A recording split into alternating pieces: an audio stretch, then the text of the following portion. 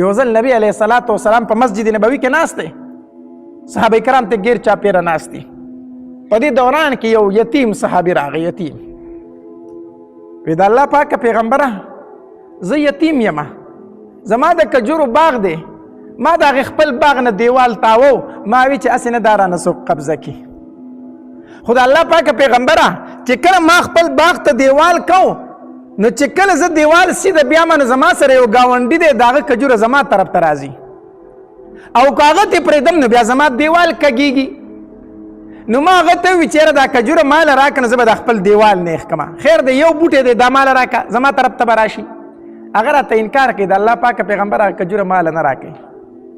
نبی علیه صلات وسلام ورته وفرمایل څه دې غرض دی، زه ستا سپارش وکړم هغه ته؟ او وی د الله پاکه پیغمبره که سپارش دې وکړو نو ښه به یې. نبی علیه السلام به په یتیمانو باندې ډېر زیات خفه کېده، په خپله یتیم پاتې شوی و، د یتیم احساس ورسره ډېر و. دغه ګاونډي د دې یتیم صحابي چې و دا مشر صحابي و. نبی علیه الصلاة والسلام هغه راوغوښتو، وی ستا سره په ګاونډ کې دا یتیم هلک دی، باغ دی. وی او د الله پاکه پیغمبره د باغ ما سره شته دی په ګاونډ کې. دی خپل دیوال کوي، خو چې کله دیوال نیغ بیایي نو ستا یو بوټی د ده طرف ته راځي، نو دا یوه کجوره دله ورکړه نو دی به د خپل دیوال نیغ کړي. وی د الله پاکه پیغمبره نه ورکوم ورله، دا ورله نه ورکومه. حکم دی که نه مشوره ده؟ وی نه حکم خو نه دی، ستا کجوره د تی مالکې مشوره درله در کومه، کو دله دې ورکړه نو ښه به یي. وی د الله پاکه پیغمبره چې حکم نه دی مشوره ده، نو بیا ورله نه ورکوم دا خپله کجوره، نه ورکوم ورله. نبی علیه الصلاة والسلام ورته وفرمیل ښه هسې چې ورله نه ورکوې د دې قیمت ووایه، پیسې ووایه، قیمت یې ووایه، نو په پیسو به یې درنه واخلو. او که دا کجوره تا دله هسې ورکړه او یا دې ورله په پیسو ورکړه، الله تبارک وتعالی به د دې په بدل کې تاله په جنت کې کجوره درکړي، او داسې کجوره به درکړي چې د هغې به دومره اوږد سوری وي چې یو سوار به په هغې باندې 100 کاله سفر کولی شي. داسې کجوره به الله په جنت کې تاله درکړي. الله صحابه کرامو چې دا خبره واورېده که نه، دا کجوره دله ورکه الله به تعالی په جنت کې کجوره درکړي. نو صحابه کرام په دې خبره باندې ډېر وپسخېدل چې دا خو نبی علیه السلام ډېره درنه خبره وکړله. د دې خو دا مطلب شو که دا کجوره د یتیم صحابي له چا ورکړه نو الله تبارک وتعالی دغه دپاره جنت واجب کو، ځکه چې نبی علیه الصلاة والسلام وفرمایل چې تعالی به الله په جنت کې کجوره درکړي. خو مطلب دا چې جنت ته به ځې که نه، جنت ته به ځې که نه. دا خو نبی علیه السلام ډېره درنه خبره وکړه. هغه ورته وایي د الله پاکه پیغمبره جنت ته خو به ځم که نه، جنت ته خو به ځم که نه. دا مشر صحابي ورته وایي. نبی علیه الصلاة والسلام ورته وفرمیل او مسلمانې جنت ته خو به خامخا ځې. وی چې جنت ته ځم نو دا یوه کجوره دې پکې خیر دی نه ښودلی نه ورکومه، یو دې پکې نه روغ جنت ته یوه کجوره دې پکې نه که نه، خو دا دله نه ورکوم دا کجوره. دا مشران په دې ونو ډېر خفه کېږي، ښه ډېر خفه کېږي. د ونې نه ولا چا 2-3 سانګوړۍ پاڼه ماته کړي دی چې کور ته راشي نو بچو ته وي خلکو نه جایداد قبضه کوه تاسو کور کښېنئ، ورشئ ونې له خلکو ټولې ماتې کړي. هلکه څه چلو شو که پاڼه یې ترې لږه ماته کړه څه شو که نه. خو دا مشران په ونو ډېر خفه کېږي، وایي جایداد یې نه قبضه کوه تاسو کور کښېنئ، خلکو نه ونې قبضه کړې تاسو کور کښېنئ. نو کشران چې د کوره وځي چې درز هغه به جنګاړم شي، د چا د وجې نه د هغې مشر د وجې نه ده پسې لېږلي که نه.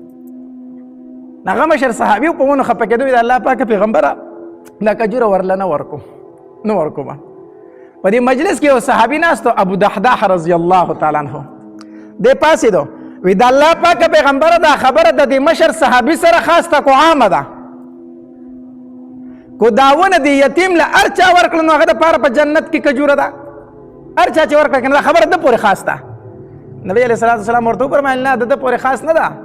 کو دا ونه د یتیم صحابي ته هر چا ورکړه الله تبارک وتعالی به ورله د دې په بدل کې په جنت کې کجوره ورکړي. ابو دحداح رضی الله تعالی پاڅېدو، هغې مشر صحابي ته وایي ته ما پېژنې؟ هغه ورته او پېژنم د ابو دحداح یې که نه. وی په مدینه منوره کې زما باغ دی چې 600 کجورې پکې ولاړې دي، هغه باغ پېژنې؟ وی داسې به څوک چې د ابو دحداح د باغ نه به خبر نه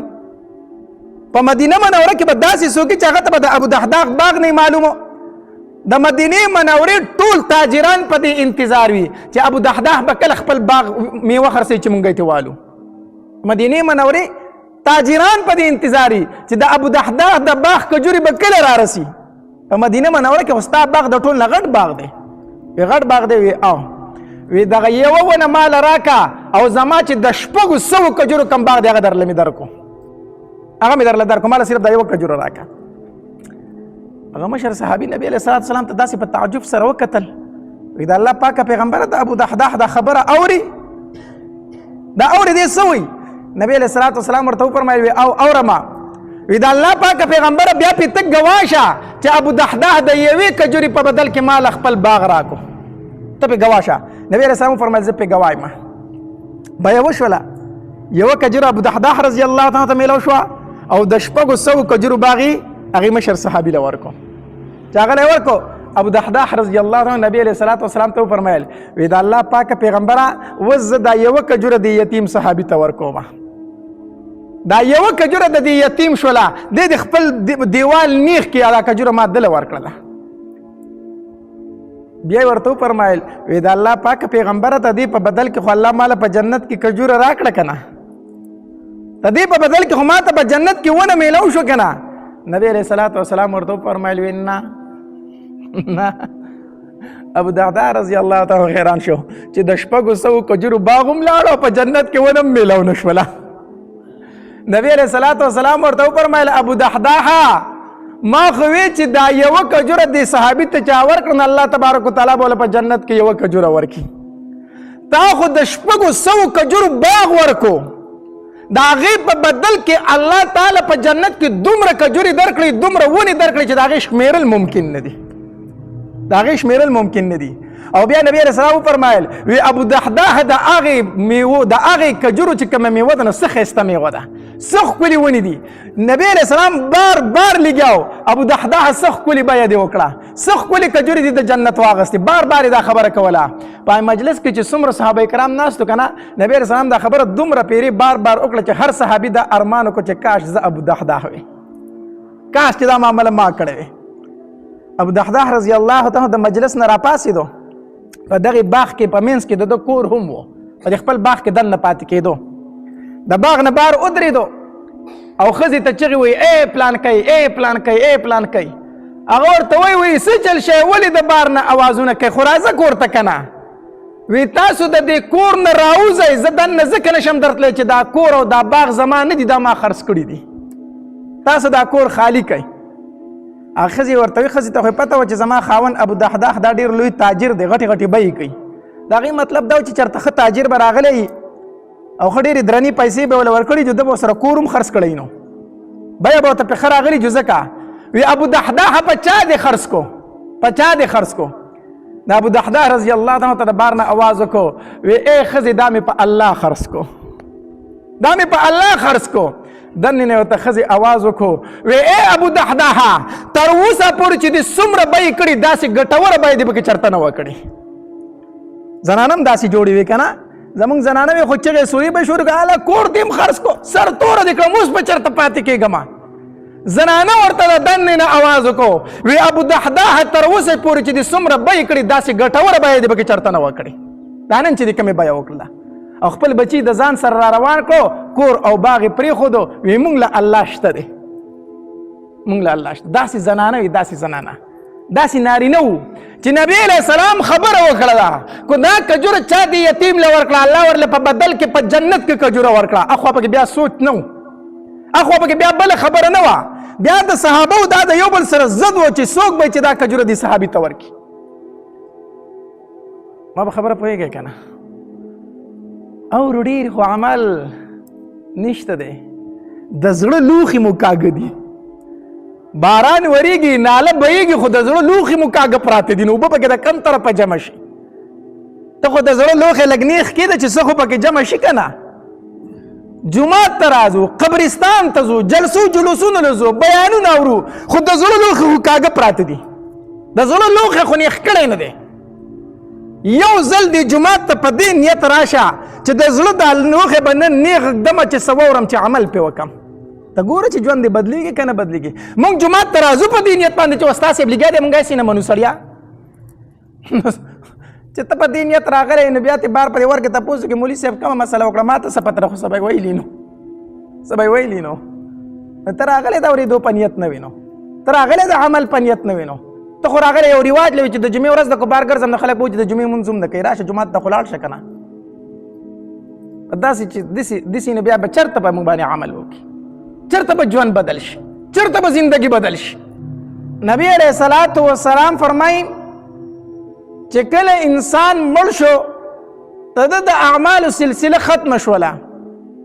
د په ژوندانه منځونه کول، د په ژوندانه روجې نیوي، د په ژوندانه باندې زکات ورکو، د په ژوندانه باندې حجونه عمرې کولی، بس دا چې دی ژوندی و دا اعمال وو، خو چې دی مړ شو د اعمالو سلسله څه شوله؟ ختمه شوله. خو نبی علیه الصلاة والسلام فرمایي 3 اعمال داسې دي چې پس د مرګ انسان ته ثوابونه میلاویږي. دی په قبر کې پروت دی، دی د لحد په تورو تیارو کې پروت دی، خو بیا هم د ده په عمل نامه کې نیکۍ لیکلی کېږي. داسې 3 اعمال دي، 3 اعمال چې هغه زیاتېږي، هغه ختمېږي نه، تر قیامته پورې د هغې ثوابونه د ده په عمل نامه کې لیکلی کېږي. یو نبی علیه الصلاة والسلام فرمایي صدقة جاریه، صدقه جاریه دا داسې عمل دی چې دا انسان مړ دی، پس د مرګ هم دته ثوابونه میلاویږي. صدقه جاریه څه شی دی؟ صدقه جاریه دا ده چې په خپل ژوندانه باندې د جومات جوړ کړی دی، مسجد دی جوړ کړی دی، یا مسجد جوړېدو په هغې کې د پیسې ورکړي دي، ته مړ یې په قبر کې پروت یې، په دې مسجد کې چې تر کومې پورې منځونه کېږي، په دې مسجد کې چې کومې پورې ذکرونه کېږي، تر کومې پورې تلاوتونه کېږي، ته مړ یې خو ته ستا په عملنامه کې بیا هم نیکۍ لیکلی کېږي. دارنګې په خپل ژوندانه باندې د مدرسه رخ کړې ده، نو دا هم یوه صدقه جاریه ده. کو ته مړ شوې خو په دې مدرسه کې چې تر کومې پورې سبقونه ویلی کېږي، نو ستا په عملنامه کې نیکۍ لیکلی کېږي، دې ته صدقه جاریه ویلی شي. لاره دې پخ کړې ده، مسافرخانه دې رخ کړې ده، انتظارګاه دې رخ کړې ده، د اوبو کویې دې چا لکه نستی دی. دا داسې اعمال دي چې کو ته مړ هم شي، خو چې دا تر څو پورې موجود وي تر هغې پورې به تا ته د دې نیکۍ میلاویږي. نو یو نبی علیه الصلاة والسلام فرمایي صدقة جاریه، صدقه جاریه داسې عمل دی چې دا په مرګ سره د دې نیکۍ نه ختمېږي، مړ به یې بیا به هم ستا په عملنامه کې لیکۍ لیکلی کېږي، نیکۍ لیکلی کېږي. یو خبره ده صدقه جاریه دا به هله وي چې کله ستا عمل نیت خالص وي، ته به مړ یې، ته به په قبر کې پروت یې، تا ته به د دې نیکۍ میلاویږي، خو شرط ورله دا دی چې دا صدقه دې په اخلاص د نیت سره کړې وه، نیت دې پکې خالص و، نمود خلکو ته ښودنه دا دې پکې مطلوب نه و، مقصود نه و، مقصود دې پکې دا و چې زما نه الله رضا شي، نیت دې پکې خالص و خالص. لکه بخاری شریف کې حدیث مبارک دی، نبی علیه الصلاة والسلام فرمایي یو سړی یو ورځ اراده وکړه چې یاره زه به نن شپه صدقه کومه، خو د شپې ځکه کومه چې زما نه بلکل څوک خبر نه شي، د شپې په تیاره کې به زه صدقه کوم، بلکل د الله د رضا دپاره یې کومه، په تور تم کې کومه چې یو تن را باندې خبر نه شي، صدقه به کومه. شپه شوله، د پیسې راواغستې، د کوره ووتو، چې د کوره ووتو یو سړی ولیدو په تیاره کې چې یاره ډېر ښایسته حاله دته معلوم شو، ډېر غریب دته معلوم شو، بس پیسې هغه له په لاس کې کېښودې غلي لاړ دی، لاړو شپه وه، بس پوره یې ونه پېژندو. سار خبر شو، هغې سړي به ذکر کړی هر څنګه چې یاره ما له بېګا چا پیسې را کړي دي، ګوره چې څوک دا به څوک و، ده چې معلومات وکړه هغه غل و، ده دا صدقه غل له ورکړې وه، ده خو نه پېژندو په تیاره کې و، بس ده ورله په لاس کې پیسې کېښودې. سړي و سهار ذکر کړه چې یاره ما له خو چا پیسې بېګا را کړي دي، ده چې معلومات وکړه سړی خو غل دی، خو په غلاګانو پسې ګرځي. ده وی الله په دې باندې ستا لاک لاک شکر دی چې زما نه خو دې صدقه قبول کړه، اگر چې غل لاړه، اگر چې زما صدقه غل دپاره لاړه، خو الله دې باندې شکر دی چې زما نه خو دې واغسته، خو زه غل لتلې ده، وی نن شپه به دا صدقه ورکومه چې سم سړي له لاړه شي، سم انسان له لاړه شي. بیا د شپې ووته او پیسې راواغستې په دې نیت باندې چې په تور تم توره تیاره کې به صدقه کومه. بس یوه بوډۍ ولیده چې په لاره کې ناسته ده، ده پې دا زنانه ده او په لاره کې ناسته ده، نو ده دا خیال و چې دا به چېرته غریبه ښځه یې ځکه په دې لاره کې ناسته ده. بس ده وی چې راشه دې نه بل څوک مستحق نشته دی، دا غریبه ښځه ده او په لاره کې ناسته ده، راشه دې له یې ورکړه. پیسې هغې له ورکړې. سر بیا خبر خور شو، معلومات وشو چې هغه خو فاحشه ښځه وه او بدکاره ښځه وه، بدکارو له د شپې روزي راوتې وه، بدکارۍ په انتظار کې ناسته وه. د بیا وی الله ستا لاک لاک شکر دی چې زما نه دې دا صدقه قبول کړه، اگر چې فاحشې له لاړه، اگر چې بدکارې ښځې له لاړه، الله تا خو رانه قبول کړه که نه. خو وی زه نن شپه به صدقه وکړم چې چېرته سم انسان له خو لاړی شي. په درېیمه شپه بیا راووتو، پیسې راغستې دي، بیا یو سړی ولیده، ده پې خپل ګمان وکړه چې بس هم دا غریب دی، بس هغه له یې پیسې ورکړې. پیسې ورکړې، سهار سړي ذکر وکړه یاره بېګاره له چا پیسې راکړې، ده چې وپېژنده خو ځان له لکپتي و، مالداره سړی و، غني و، ځان له مالدار و، په هغه باندې اړو خیرات کېده نه. ده وی الله ستا په دې هم شکر دی چې زما نه دې قبول کړه، اگر چې مالدار له لاړه. اوس په دې سوچ کې دی چې الله ما خو 3 شپې صدقه وکړله، اول ځل چې مې وکړله نو غل ډاکو له لاړه، په 2مه شپه چې مې وکړه نو زیناکارې بدکارې ښځې له لاړه، په 3مه شپه مې صدقه وکړله نو هغه غني له لاړه، مالدار له لاړه، هغې چا له لاړه چې په هغه باندې سره صدقه کېده نه. په دې سوچ کې دی، خفګان کې دی چې الله دا ولې وده شو. په دې سوچ کې چې وده شو، یو غیبي आवाज ورته په خوب کې وشو چې ای پلان کیا تا 3 شپې صدقه کړې ده او 3 شپو کې درنه ما قبوله کړې ده، په دې 3 شپو کې درنه ما دا صدقه قبوله کړې، ته خفه کېږه، ما قبوله کړې ده دا صدقه. او نتیجه به یې وي دا روزي چې کومه صدقه ته غل ورکړې وه، ستا په دې صدقې په برکت سره به هغه الله د غلا نه منع کړي، د دې صدقې په برکت سره به الله هغه د غلا نه منع کوي. او د 2مې صدقې نتیجه به دا روزي چې کومه بدکاره ښځه وه، ستا د دې اخلاص ته وجې نه چې تا په خالص نیت دا پیسې ورکړې وي، الله به دغه ښځه د بدکارۍ نه منع کوي، دې ته به دا توفیق نصیب کېږي. او دا 3مې صدقې نتیجه به دا روزي چې اگر چې تا یو مالدار له ورکړه او غني له ورکړه، خو د هغې نتیجه به دا وي چې دا مالدار به هم صدقه شروع کړي، دی به مو چېرې ده صدقه ورکوله خو ده سره پیسې وي، په خالص نیت راوتې و، نو دا پیسې خو زما سره هم دي، زه خو مالدار یم، نو زه ولې صدقه نه ورکوم؟ نو الله به د ده په زړه کې هم دا ور واچي چې دی صدقې شروع کړي. ګوره نیت خالص و، خالص نیت خالص و، نیت خالص. که مونږ تاسو یې مونږ به وایو چې مړه دا ولې داسې په مصیبت سره ګورې دا پیسې مې حرامې دي کو، خو چې صدقه ورکوم نو غلط ځای ته ځي، خو صدقه ورکوم نو غلط ځای ته ځي، چې دا په ما کې څه چل دی. نه نه، هغه په 3 حالتو باندې څه ادا کو، شکر یې ویستو چې الله ستا په دې شکر دی چې زما نه خو دې صدقه قبول کړه، خو اوس اخو هر چا له لاړه، زما نه خو دې واغسته الله. وی ستا په دې شکر ګزارۍ باندې او ستا په دې اخلاص باندې الله به د دې 3 ژوند بدلوي، ژوند بدلوي. نو په عمل کې نیت خالص ساتل، نیت خالص ساتل، چې کوم عمل کوي نیت خالص ساته، الله به په ډېرې ښې ثمرې او ډېرې ښې نتیجې مرتب کوي، ډېرې ښه نتیجې به ستا د دې عمل نه روزي. مونږ نتیجه ولې نه نو د خپلو اعمالو، مونږ ته ثمره د خپلو اعمالو ولې نه میلاویږي؟ وجه دا ده چې نیت کې فرق، نیت چې د خالص و، ستا د صدقه به هم بد ځای ته په ظاهره کې لاړه شي، خو نتیجه به ښه روزي، نتیجه به ښه روزي. نو یو په حدیث مبارک کې څه راځي چې صدقتون جاریه، صدقه جاریه دا داسې شی دی چې پس د مرګ هم انسان ته د دې ثوابونه میلاویږي، خو ما درته ووي چې څه پکې وي، نیت پکې څه وي، خالص وي. دویم نبی علیه الصلاة والسلام فرمایي ولد صالح یدعو له، نیکمله بچی، صالح بچی، انسان د خپل بچی تربیت داسې کړی په خپل ژوندانه باندې، قرآن یې ورته ښودلی دی، حدیث یې ورته ښودلی دی، علم یې ورته ښودلی دی، مونځ یې ورته ښودلی دی، په مونځ باندې ودرولی دی، د دین سره د علماو سره ولا ربط جوړ کړی دی. داسې بچی چې درنه پاتې شو، دا بچی ستا دپاره صدقه جاریه ده.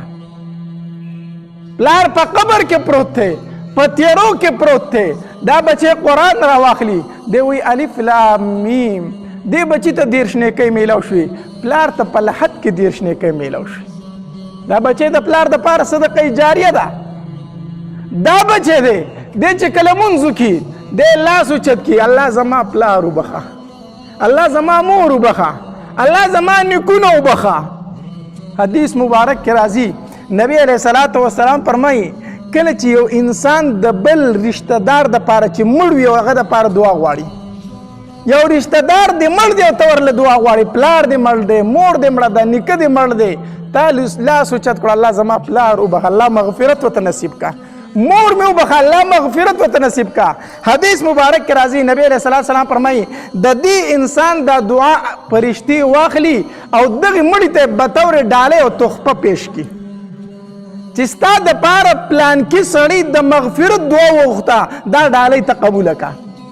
بچی دی د خپل پلار د پاره دعا غواړي الله زما پلار ته مغفرت نصیب کا،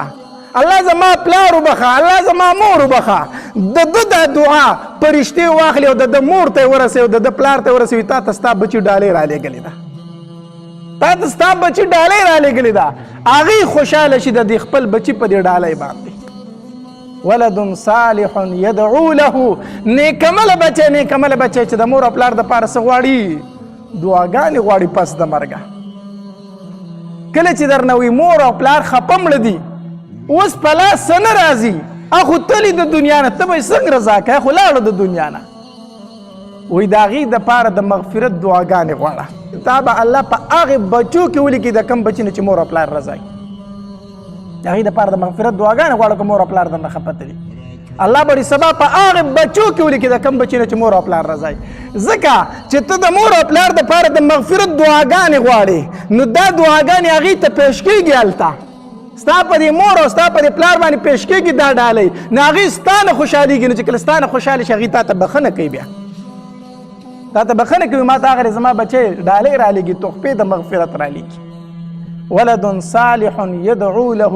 نیکمره بچی چې د مور او پلار دپاره څه غواړي. د مکې مکرمې او د مدینې منورې په دې لاره کې یوه زنانه پاتې کېده، هغې ته به ام معبد وي. دا یو ډېره سخي زنانه وه، مشره زنانه وه. په دې لاره به چې څومره مسافر لکه نه د ام معبد به د هغې میلمستیا کوله،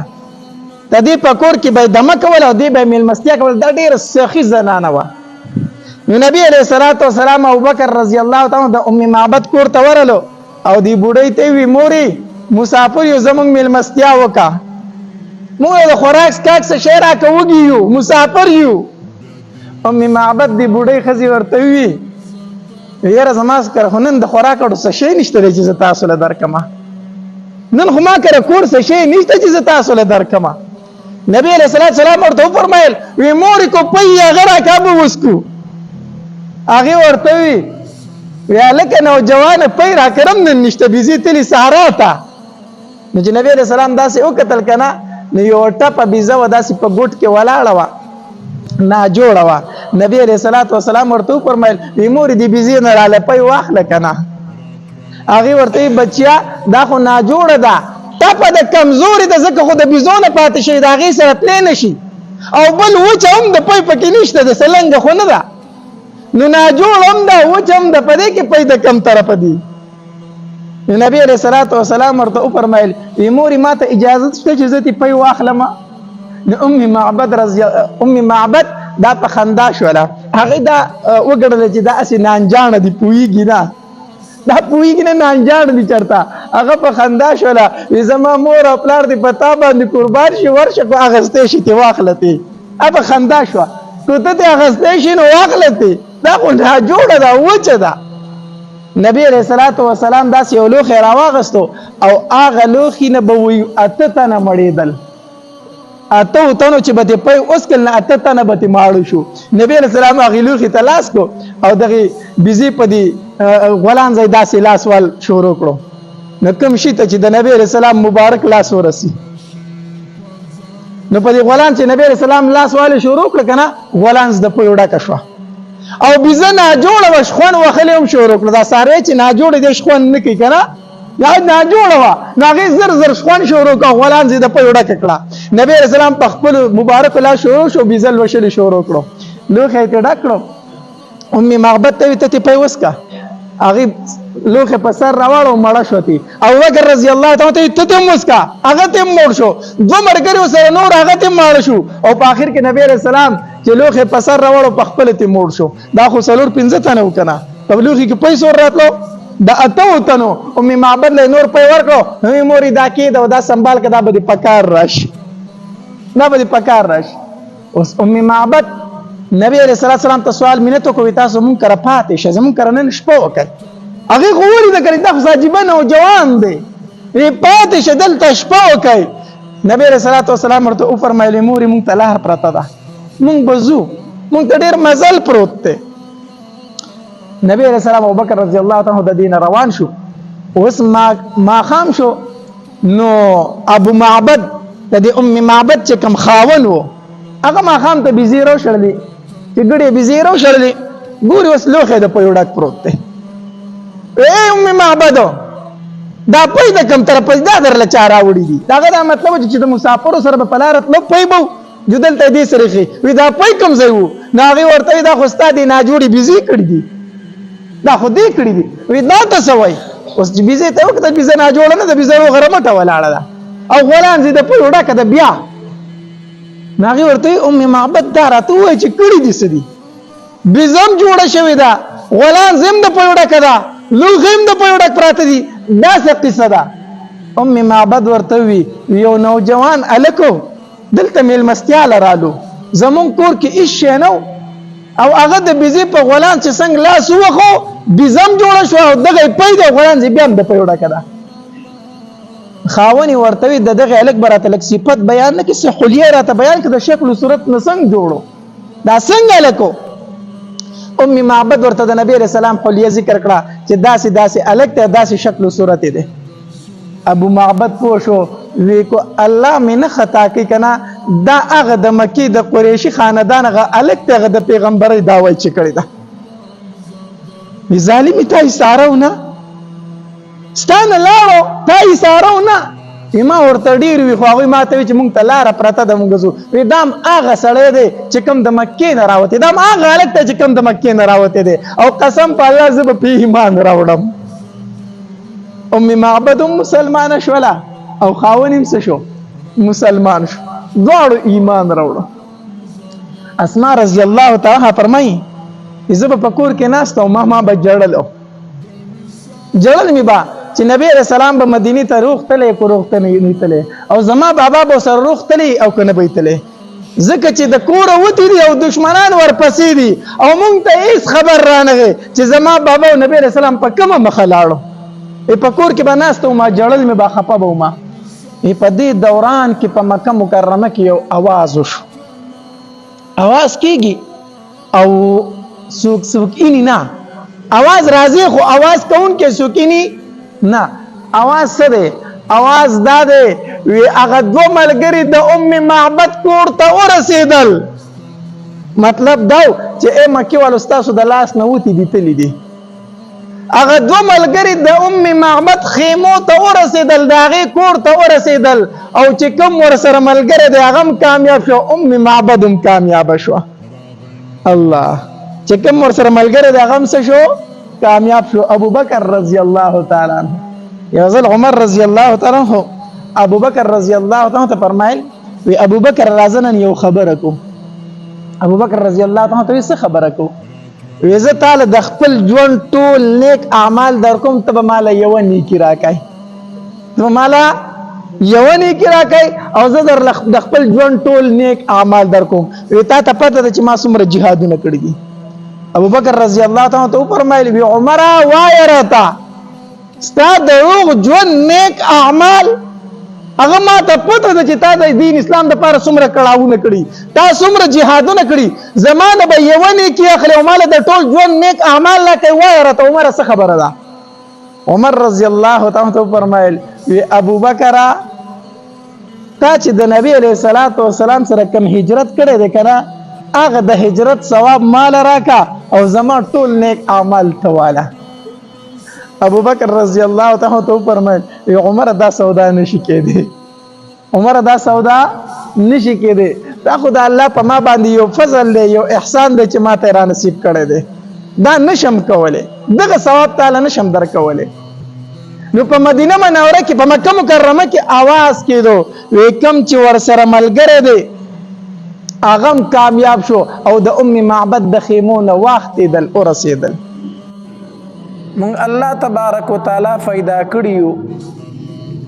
په دې دنیا کې به په مونږ باندې خوشحالي هم راځي غمونه به هم راځي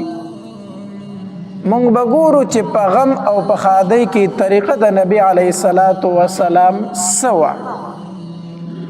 چې د هغې مطابق مونږ خپل ژوند تیر کو په ژوند کې خوشحالۍ راتلل دام د الله د طرف نه امتحان وي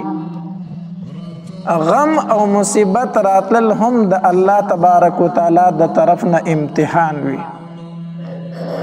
لکه سوره ملک الله تبارک وتعالى فرمایي خلق الموت والحیات لیبلوکم ایکم احسن عملا الله مرګ هم پیدا کړی دی او ژوند هم پیدا کړی دی ازمیخ کوي پتاسو باندې امتحان کوي پتاسو باندې چې پتاسو کې کم انسان خیسته عمل کوونکی دی خیسته عمل ویلې دی ډیر عمل نه دی ویلې اشاره د دې خبرې ته کو عمل ډیر شي خو چې د نبی علیہ السلام د سنت خلاف اس پیدا نه لري خیسته عمل هغه دی چې کم د الله او د الله د رسول په طریقو باندې وکړي شي نو ژوند هم دی مرګ هم دی دغه آیت مبارکه ته کو وګوري الله تبارک وتعالى مرګ لومبه کړی دی په ژوند باندې حالانکه اول ژوند دی او مرګ خورستو راځي کنه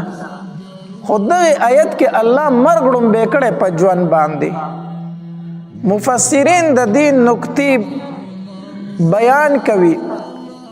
وی الله مرګ په ژوند ولې مقدم کړي او مخکې کړي دی اشاره د دې خبرې ته چې په دنیا کې ژوند تیری نو مرګ به ځان ته مخې ته ساتي مرګ به نه یېری دنیا کې ژوند کوا خو دا خبره مه یېروه چې په ما پسې مرګ هم را روان دی مرګ په هر ټایم کې ځان ته یاد ساته اسې نه چې چېرته د دین د چوکاټه ونوځي د اسلام د شریعت چې کوم حدود دي پولې دي اسې نه چې هغه کراس کې او د هغې نه اخوا لاړ شي ژوند کوه خو ځان ته مرګ یاد ساته ژوند الله راکړی دی نو په دې ژوند کې به خوشحالۍ هم وي نو په دې ژوند کې به غمونه هم وي په دغې آیت کې الله لومبی مرګ ذکر کړی وروستو ژوند یې ذکر کړی دی د دې وجې نه موږ به د دغې آیت مطابق اول د غم او د مصیبت بیان وکړو دنیا ته الله را لېږلي یو الله تبارک وتعالی را له نیټه مقرر کړې ده یو وخت را روان دی او په هغې کې به د دې دنیا نه ځې د خپلو خپلوانو نه به جدا کېږي هغې له تیارې پکار دی نو چې مرګ راځي نو ژوندو له څه کول پکار دي دوی به څه کوي غم خو به په هر کور کې راځي که نه هر کور کې غم راتلونکی دی دې ته به موږ ذهناً ځان تیار ساتو هر کور کې غم او مصیبت راتلونکی دی نو چې غم راځي نو آیا په دې کې طریقه د شریعت څه ده نو حدیث مبارک کې راځي نبی علیه السلام فرمایي کو چرته د یو انسان ځنکدن شروع دی حالت د مرګ کې دی ژوندو له څه کول پکار دي په دې ټایم کې نو حدیث مبارک کې راځي تاسو دغه کس ته تلقین د لا اله الا الله کوئ کم خلک چې ژوندی دی نو د چا چې ځنکدن شروع دی د هغه په خوا کې دي کینی او د لا اله الا الله کلمې تلقین دي کوي تلقین د کلمې به څنګه وي دته به نه وایي چې ته کلمه ووایه ځکه هغه د ځنکدن په سختو کې دی هغه د بیمارۍ په سختو کې دی کو ته ورته ووایي شا به کلمه ووایه او شا به تلوار وکړه کلمه ووایه هسې نه چې هغه په دغه ټایم کې د کلمې نه چېرته انکار ونه کړي کو په دغه ټایم کې هغه د کلمې نه انکار وکړو چې نه وام کلمه الله دې نه کړي هسې نه چې د کفر په حالت کې د دنیا نه لاړ شي نو ته به هغه ته نه وایي چې کلمه ووایه بلکې ته به په تیز اواز باندې کلمه د مړي په د چا چې زنکدن دی د هغه په خوا کې به وایي چې لا اله الا الله محمد رسول الله. دا کلمه به تیزه تیزه وایي. امید د رب نه دا دی چې د هغه په ژبه باندې هم دا کلمه جاري شي. حدیث مبارک کې راځي نبی علیہ السلام فرمایي لقنوا موتاکم، تاسو خپلو مړو ته تلقین کوئ لا اله الا الله په لا اله الا الله کلمې سره. دا تلقین به ولې کوي؟ ځکه حدیث مبارک کې راځي نبی علیہ السلام فرمایي من کان آخر کلامه لا اله الا الله دخل الجنه. نبی علیہ السلام فرمایي د چا چې په ژبه باندې اخري خبره داراله چې لا اله الا الله، نبی علیہ السلام فرمایي دخل الجنه، دا انسان جنت ته داخل شو. نو ته ورته په خوا کې په تیزه تیزه وایه لا اله الا الله، کیدای شي د هغه په ژبه باندې هم شروع شي لا اله الا الله، او دا د هغه اخري کلمه شوه، بس دا انسان جنتی دی. دا اخري خبره د هغه شوه، دا انسان څه دی؟ جنتی دی. خدا نه کله کله موږ د یو انسان په خوا کې ناست یو، د هغه په ژبه باندې کلمه رانشي هېڅ هم ونه وایي، یا کله موږ خبر هم نه یو د هغه د شپې ساه ختلی خلک سهار خبر شي ما پاسه و هغه مړو، نو ته به څه وایي چې دا مسلمان نه دی؟ نه دا مسلمان دی، دا مسلمان دی. کافر به هله و چې هغه د کلمې نه انکار کړی وي، دا مسلمان دی سره د کلمې د دنیا نه تلی دی. خو به هر حال طریقه دا ده چې په یو کور کې یو انسان مریض زما ستا دا ذمواري ده چې د هغه په خوا کې کینو او په تیزه تیزه باندې تلقین د کلمې ورته کوو لا اله الا الله، دا کلمه ورته وایو. کله چې دا انسان وفات شو دویمه طریقه بیا څه ده؟ دویمه طریقه دا ده چې د هغه سترګې غړېدلې پاتې شي، د هغه خوله وازه پاتې شي، خپې لاسې کاږه واږه پاتې شي. نو طریقه دا ده چې د هغه سترګې پټې که، خوله وله راټوله که، زنه وله وتړه، خپې لاس ورله سم که. کله چې یو انسان وفات شي د ده سترګې اکثر غړېدلې پاتې کېږي، او تاسو به په حالت د زنکدن کې انسان لیدلی د سترګې اسمان ته نیولي، د سترګې اسمان ته ولې نیولي؟ حدیث مبارک کې راځي نبی علیہ السلام فرمایي ان الروح اذا قبض تبعه البصر. نبی علیہ السلام فرمایي کله چې روح قبض کړی شي کنه نو دا روح چې کله اسمان ته خیږي نو دا سترګې ورته داسې ګوري، د دې روح ته ګوري، نو دا روح اسمان ته روانه او د ورته کتل د سترګې دکه شانتې غړېدلې پاتې شو. نو چې غړېدلې پاتې شي په دې سترګو ورله لاس راوکاږه، سترګې ورله پټې که. حدیث مبارک کې راځي ابو سلمه رضی الله تعالی عنہ بیمار و، نبی علیہ السلام یې پوښتنې له ورغی، چې پوښتنې له ورغی خپل خپلوان بچی او ښځه ګیر چاپېره ټول ناست و، د هغه حالت د ځانکدن و، سخته پې وه. نو کله چې د هغه نه روح ووتو خلک پوه نه شو، نبی علیہ السلام ورله داسې په دې سترګو لاس راوکاږه او دا سترګې ورله پټې کړې، او نبی علیہ السلام دا وفرمایل وی ان الروح اذا قبض تبعه البصر، کله چې روح قبض کړی شي نو دا نظر هغې ته ګوري، ځکه دا سترګې غړېدلې پاتې کېږي. نو چې دا خبره نبی علیہ السلام څنګه وکړله نو فزج الناس، خلکو شور وکړو، جړاګانې شروع شي، خلک پوه شو چې ابو سلمه خو وفات شو. نو نبی علیہ السلام وفرمایل وی لا تدعوا علی انفسکم الا بخیر، په دې ټایم کې ځان ته خیري مه کوئ، بدې ردې مه وایئ، بلکې د خیر خبره کوئ چې الله ستا امانت او تا رانه واغستو، د خیر خبره کوئ، ځان ته خیري مه کوئ. ځکه نبی علیہ السلام وفرمایل وی ان الملائکة یؤمنون علی ما تقولون، تاسو چې دا کمی خبرې په دې ټایم کې کوئ په دې باندې فرشتې آمین وایي. نو ډېر کراته په غمونو کې مونږ لیدلي زنانه چې الله ما مړه کړي او ما برباده کړي او ما تباه کړي، دا خو دا کیسې کوي، خو په دې باندې ګورې فرشتې آمین وایي،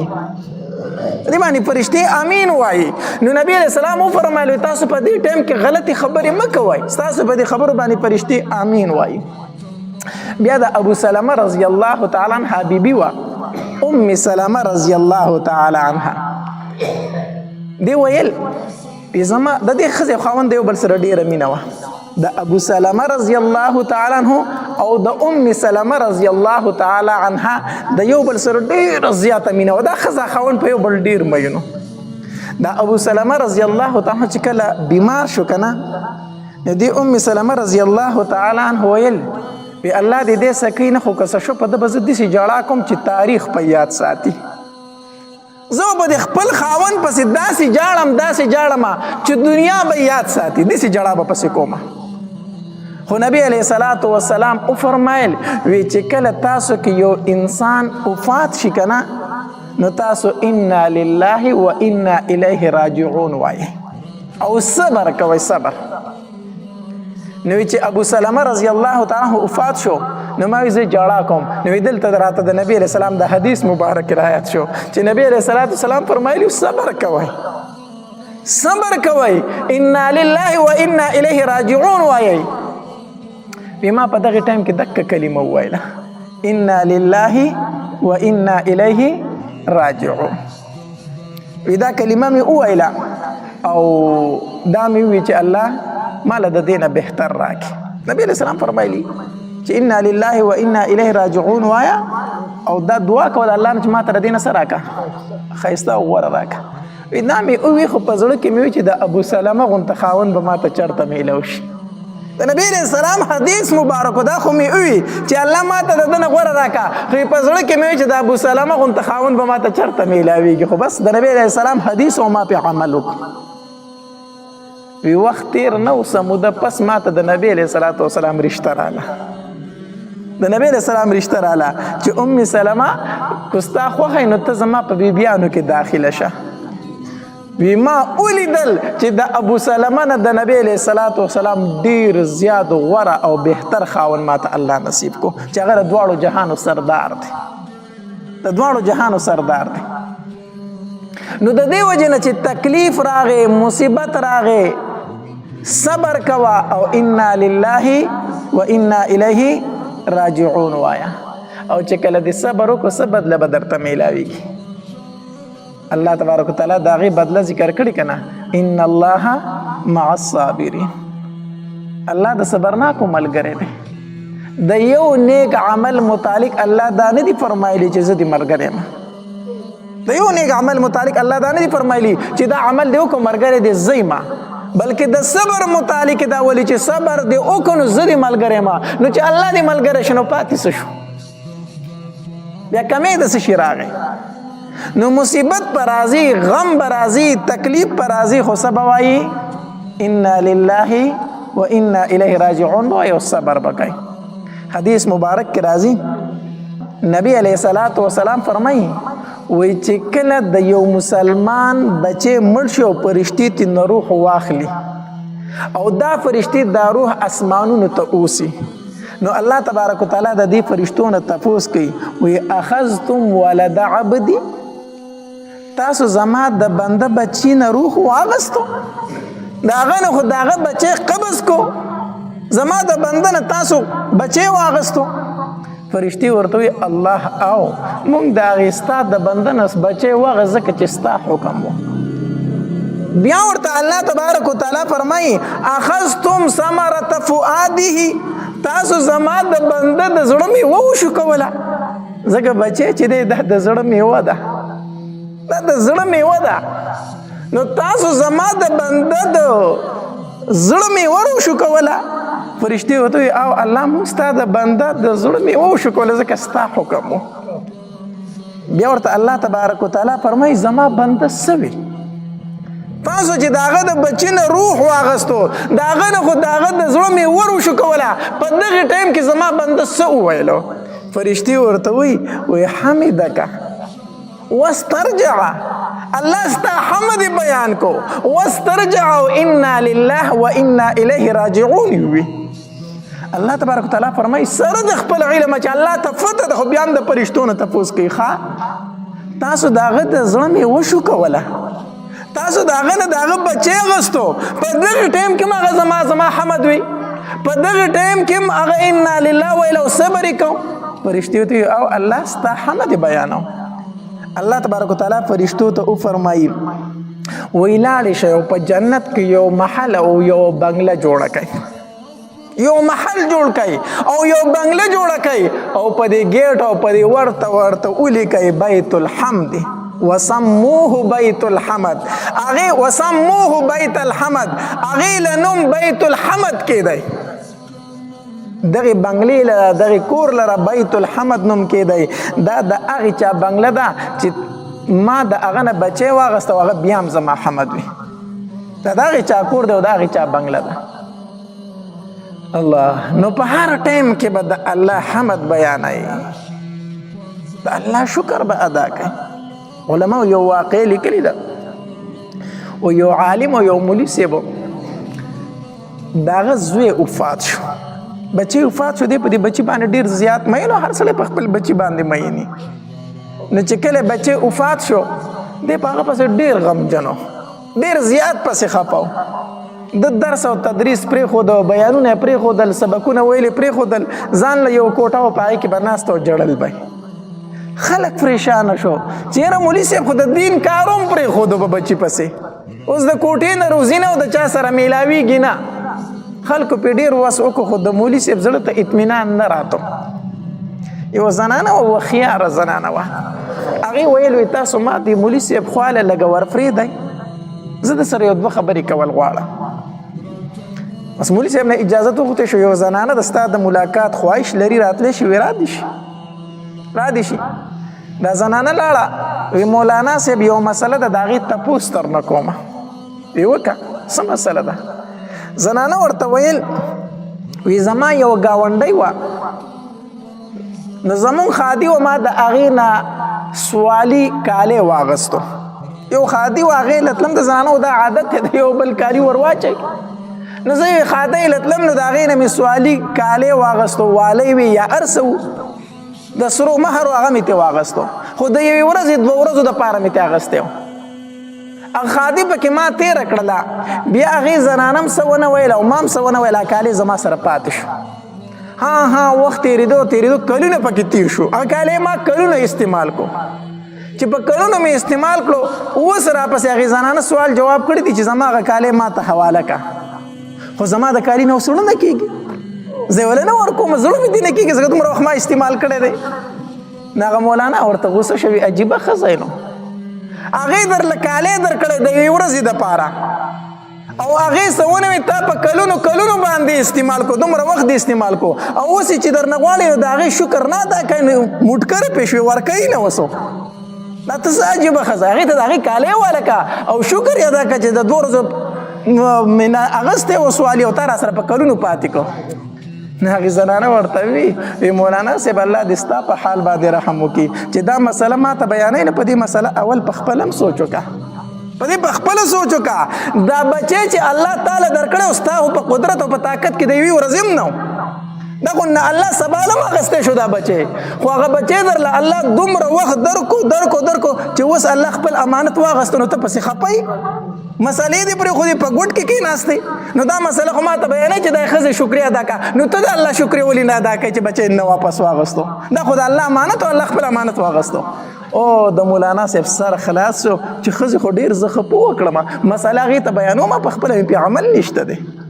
نو مولانا صاحب د هغې ځای نه توبه ویسته او ورووته خپل درس او تدریس یې دوباره شروع کړو مقصد مې دا و چې غم به راځي مصیبت به راځي خو د الله شکر به په هر حالت کې ادا کوي د الله شکر به ادا کوي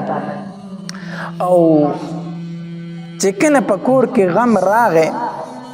نو بیا پسې جړه او فریاد کول چغې وهل ویر کول دا په شریعت کې ممنوع دي حدیث مبارک کی راضی نبی علیہ الصلوۃ والسلام فرمایي وای صوتان ملعونان فی الدنیا والآخرة دو आवाज لري چې د الله ته په دنیا او په آخرت کې ډیر زیات ناخوښه دي لعنتی आवाजونه دي لعنتی आवाजونه الله دې ډیر زیات نفرت کوي دو आवाज دي کم نبی علیہ الصلوۃ والسلام فرمایي یو आवाज د ټنګ ټکور د غانو بجانو आवाज د ټنګ ټکور आवाज د الله ته ډیر زیات ناخوښه دی لعنتی आवाज دی الله دې زموږ په حال رحم وکړي او دویم نبی علیه الصلاۃ والسلام فرمایي د ویر اواز. په خادۍ کې د ټنګ ټکور اواز او په غم کې د ویر اواز دا الله ته ډیر زیات ناخوښه اوازونه دي او لعنتي اوازونه دي. الله تبارک وتعالی ترې ډیر زیات نفرت کوي. الله دې زمونږ په حال باندې رحم وکړي. الله تبارک وتعالی فرمایي دا لعنتي اوازونه دي او مونږ پښتانه څه وایي؟ زمونږ پښتانه وایي وی غم په ویر او خادي په ټنګ ټکور ښایسته کېږي. هغه خادي دی چې ټنګ ټکور پکې نه وي، هغه غم دی چې ویر پکې نه وي. نو مونږ وایو خادي په ټنګ ټکور او غم په ویر باندې ښایسته کېږي. خادي په ټنګ ټکور نه ښایسته کېږي. په دې ټنګ ټکور د ځان هم برباد کړو، د کور نه د برکتونه هم ختم کړو. یا څومره غوبل په دې خادۍ کې وي که نه، دا څومره ټنګ ټکوري که نه، میاشت بعد معلومات کوه خوا خینګور یو بل ته لاندې وتي. صحیح شو؟ بیا وی دا مې څه بلا را دنده کړه، خو چې راوستې مې دله په کور کې مې غوبل جوړ دی. نو غوبل به جوړلی په کومه ورځ چې تا راوسته تا د رحمت فرشتې د کور نه لیږلې وي. ستا په کور کې هغه درز غوبل جوړو چې تا پکې شریعت پیژندم نه، تا اسلام پیژندم نه، نو د کور نه د فرشتې د واده په ورځ رخصتې کړي، نو اوس خامخا د انګور نه به درته بلا جوړی. اوس نو دا لعنتي اوازونه دي. د دې نه فریض پکار دی په خادۍ کې ټنګ ټکور او په غم کې ویر کول، ویر جړه فریاد کول. الله حدیث مبارک کې راځي، نبی علیہ الصلوۃ والسلام فرمایي من ضرب الخدود وشق الجيوب ودعا بدعوة الجاهلیه. نبی علیہ الصلوۃ والسلام فرمایي وای زما امتی نه دی هغه انسان، کو نارینه دی او کو زنانه ده، زما د امت نه د سره دینا کم انسان چې په غم کې مخونه وخي، په غم کې څه وخي؟ مخونه وخي. وشق الجيوب او د ځان نه کپړې شلي. ودعا بدعوة الجاهلیه او د جاهلیت هغه چغې وي. بس الله زه دې لیدلی ومنو، زما بچی دې لیدلی ونو، د بل چا دپاره غم نشته خو ما دپاره غمونه دي. نو د جاهلیت چغې وي. نبی علیه الصلاۃ والسلام فرمایي دا زما د امت نه د سره دی نه دغه انسان. حدیث مبارک کې راځي، نبی علیه الصلاۃ والسلام فرمایي وایي کمې زنانه چې په غمونو کې ویر او دا مړه شوه، نو نبی علیه الصلاۃ والسلام فرمایي په میدان محشر کې به د دې په بدن باندې د ګوګړو جامې وي، د ګوګړو جامې به وي. دا ګوګړ چې دي که نه دا ډېر ناکاره څیز دی. یو ورم زیات کوي، دویم په بدن پورې د ربړ غونتان خلي مو، او دریم بدبویم ډېره زیاته کوي. نو کمې زنانه چې په غمونو کې ویر د قیامت په ورځ باندې به د هغې په بدن پورې ګوګړ انښتي وي. الله دې فنا راکړي. نبی علیہ الصلوۃ والسلام فرمایي وی اربع فی امتی من امر الجاهلیه. څلور خبرې داسې دي، څلور خبرې چې زما په امت کې دا د جاهلیت هغه خویونه را روان دي. د جاهلیت په دور کې به چې خلکو دا کم کارونه کول، زما په امت کې دغه څلور خبرې د جاهلیت را روانې دي. کمی یو نبی علیہ الصلوۃ والسلام فرمایي الفخر فی الانصاب، په نسب باندې فخر کول. نسب باندې څه کولو؟ فخر کول. زه خو پلان کې منو، زه خو پښتون یم منو، زه خو ډینګې منو. دې خبرو له اعتبار نشته دی. ان اکرمکم عند الله اتقاکم.